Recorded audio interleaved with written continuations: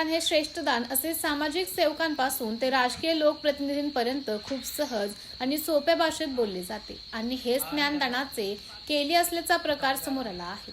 ठेकेदाराच्या मनमानी कारभारामुळे तसेच शाळेच्या आवारामध्ये व इमारतींमध्ये ठेवलेल्या मटेरियलमुळे शाळा पूर्णपणे बंद असून जिल्हा परिषद मराठी मुलांची शाळा निमगाव या शाळेतील विद्यार्थ्यांचे 15 ते 20 दिवसांपासून शिक्षणाचं नुकसान झालेलं आहे। या अतिशय संतापजनक व देशाचे उद्याचे भवितव्य असणाऱ्या विद्यार्थ्यांना जाणीवपूर्वक शिक्षणापासून वंचित ठेवल्याचा हा प्रकार समोर आला आहे।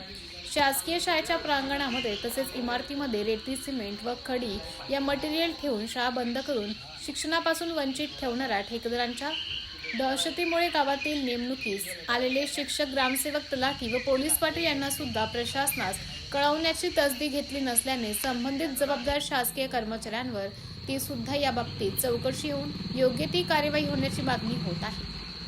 या संतापजनक प्रकाराचा शासन आणि प्रशासन विभागातील संबंधित वरिष्ठ अधिकाऱ्यांनी आपल्या अधीनस्थ स्तरावरून तात्काळ दखल घेऊन चौकशी करून तथाकथित ठेकेदाराविरुद्ध महसूल विभागाच्या दंडात्मक कारवाईसह फौजदारी स्वरूपाचा गुन्हा दाखल होण्याची सुद्धा मागणी होत आहे।